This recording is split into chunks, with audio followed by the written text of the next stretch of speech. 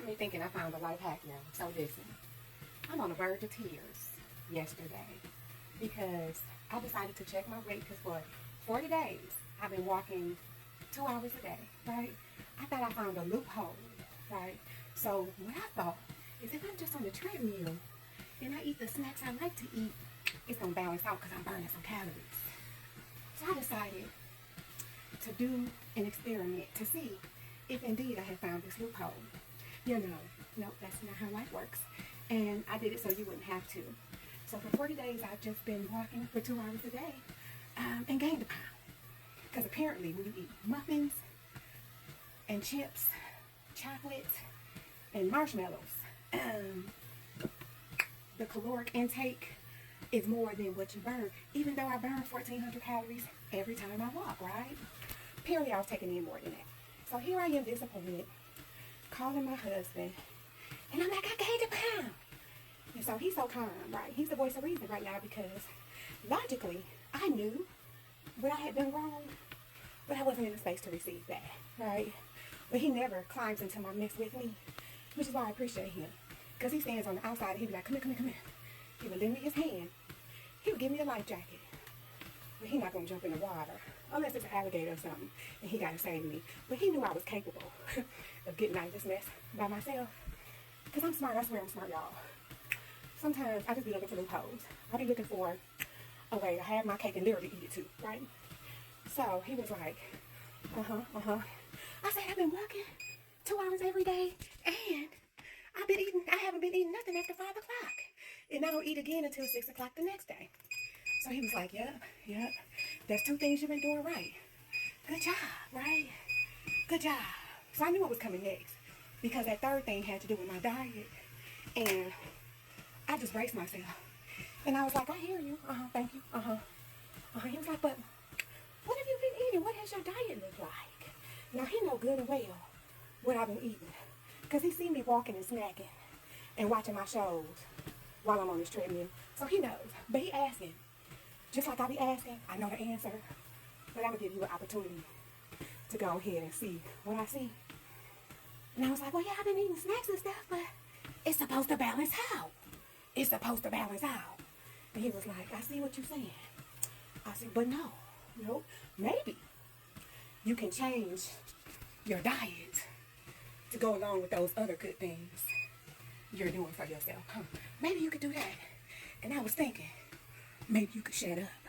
But I knew he was right. So I had to just agree with him, but I wasn't ready to get off of my self-pity train. So I tried to find a way to turn around on him, but it was nothing. It was nothing. And I knew I was being illogical. And so I had to just answer him by saying, you know what? F it. I quit. I ain't gonna walk no more. I ain't gonna do nothing. I'm tired of this. I be trying stuff and it don't be working. Then I was like, girl, you sound like your clients. You sound like your clients.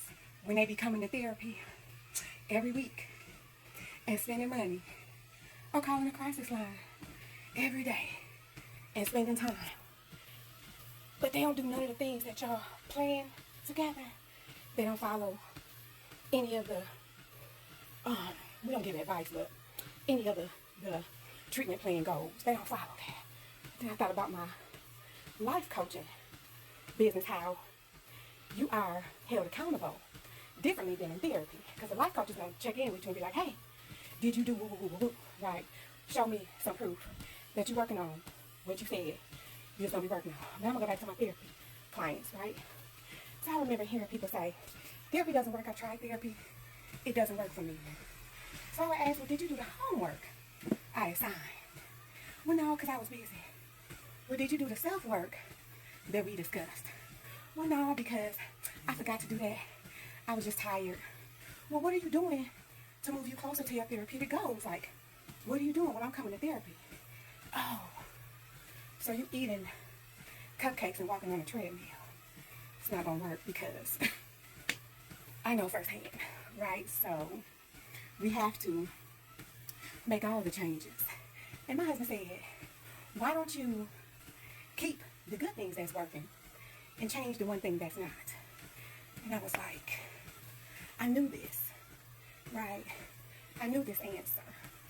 And that's why we get along so well, because he knows I knows it. But he likes for me to go back and think about the irrational decisions that I be making in this quest to try to find loopholes. And I don't do it in every part of my life. I'm a very thorough person, right? I never break a rule. I'm a rule follower, right? To the T, child. I do the speed limit. I don't cheat on tests. I do what I say I'm going to do. My integrity means the world to me. But baby, when it comes to a muffin or a cupcake and that dopamine level, I've been under a lot of stress. And I was like, I want to lose weight, but I want a cupcake too. I can have a cupcake, but not every day.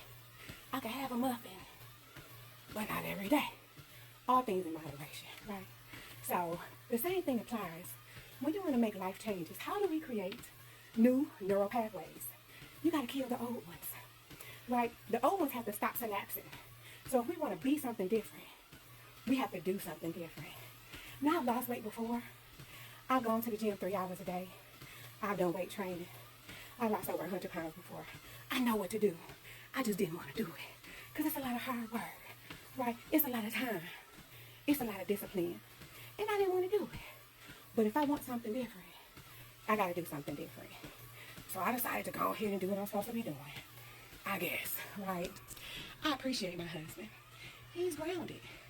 When it comes to me working, all these things logically are there. If I'm talking to one of my clients, if I'm talking to a patient, I'm going to question them the same way I was questioning myself.